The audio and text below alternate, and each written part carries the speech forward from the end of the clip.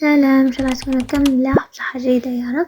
توحشتكم البنات، إن شاء الله تكونوا توحشتوني قد ما أنا توحشتكم. اليوم رجعت لكم فيديو جديد ومهم جدا. كما وعدتكم من قبل راح نحكي على العناية الكاملة والمثالية بالمنطقة الحساسة. بلا ما نطول عليكم خلينا ندخلوا في التفاصيل خطوة بخطوة. أول خطوة إزالة الشعر.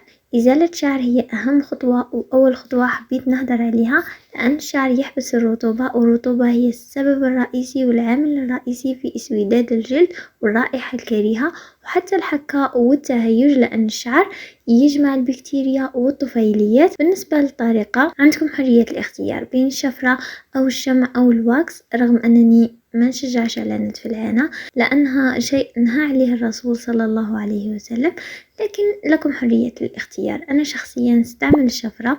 خير الشفرة اللي تكون الراس تاعها متحرك ويكون يحتوي على 3 تاع الموس ولا شفرة ولا ما نبليش هذاك الجزء الحاد هذاك يكون يحتوي على 3 ويكون الرأس متحرك. وكي نكون مجروبة نستعمل هذا الجهاز عملي ينجز المهمة في دقيقة واحدة فقط. هذا الجهاز سهل الاستخدام، مي عنده عيب واحد فرق، وهو انه الشعر تمتم يعاود ينبت، يعني تنحيه دوكا ينبت لك من بعد، على خاطر هو يقطع الشعره مش ينحيها من الجذور، يقطعها فتمتم تعاود تنبت. المهم راح نخصص له فيديو منفصل نهدر لكم فيه بالتفصيل على عيوبه وايجابياته. هو عنده بزاف ايجابيات ويستاهل انك تشريه، خاصة للمتزوجات والعرايس الجدد. بزاف راح يهمكم تعرفوا تفاصيله ويفيدكم. نصيحة مهمة بالإزالة الشعر، ضروري تقشير المنطقة للتخلص من الجلد الميت ومنع نمو الشعر تحت الجلد.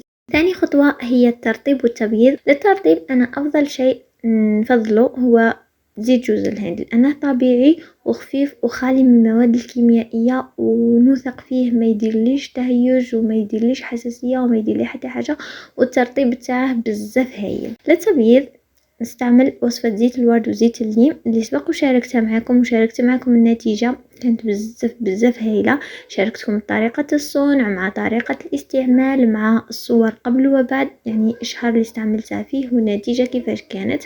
بزاف هايل وتفاصيلهم بزاف هايلة. اللي حابة تشوف الفيديو راهو الرابط تاعو في صندوق الوصف. ثالث خطوة التعطير. من أجمل الخطوات هي اليوم راح نعطيكم وصفة خرافية راح تولوا مدمنين عليها حرفيا، كما انا راني مدمنة عليها. تفوح منكم واحد الريحة هبال قد ما نحكي لكم ما راحش نوصف لكم شعور حتى تجربوها وحدكم. المهم راح تحتاجي مكعب من المسك اختياري، يعني كاين بزاف انواع، كاين مسك الطهارة، مسك الرمان ولا اي نوع واحد اخر. راهو مش غالي البنات، راهو يدير 20,000 30,000 فقط. انا يعجبني هذا تاع أميرة العرب، هبال تاع الدنيا فعلا. هذا أميرة العرب هبال تاع الدنيا، جاي شغل باخفة حنينة خفيفة ريحتها كيوت، مش جاي مسك خلاص مش جاي هذيك الريحة القاطعة تاع المسك، نو باخفة حنينة وهادئة. شوف قد ما نحكي لكم عليه ما راحش نقدر نوصل لكم شعور حتى تشموه وحدكم. المهم يهبل انا اللي نقولها يهبل. المهم ابشري المكعب حطيه في علبة، من الافضل تكون علبة زجاجية ماشي تاع بلاستيك، ما نحبش البلاستيك، ديري علبة زجاجية خير. ومن بعد ذوب زجاجية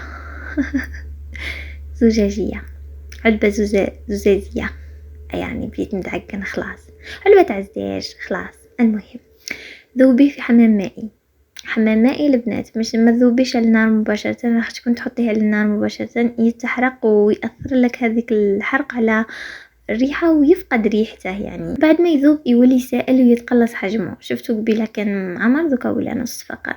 شفتوا الكمية تاع المسك هذيك ديري ضعفها تاع الزيت. انا استعملت زيت الفازلين لانه بدون رائحة ما راحش يأثر لي على ريحة المسك. انتي تقدري تستعملي الزيت اللي حبيتي، ولكن اي زيت يحتوي على ريحة. معظم الزيوت يحتوي على ريحة، اي زيت عنده ريحة، زيت الليم عنده ريحة، زيت جوز الهند عنده ريحة، زيت الورد عنده ريحة. كل زيت عنده ريحة. انا نستعمل فازلين لانه ما فيه حتى ريحة.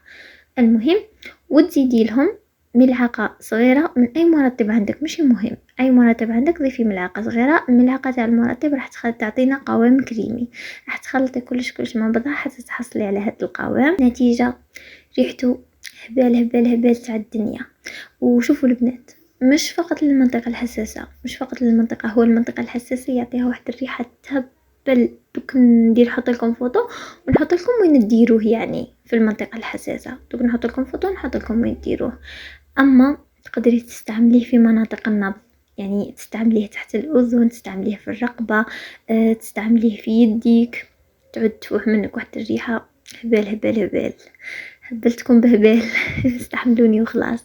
المهم، رابع خطوة العناية أثناء الدورة الشهرية خليتها آخر خطوة، لأني نعتبرها خطوات وحدها، يعني تستعمليهم من شهر لشهر مش دائما.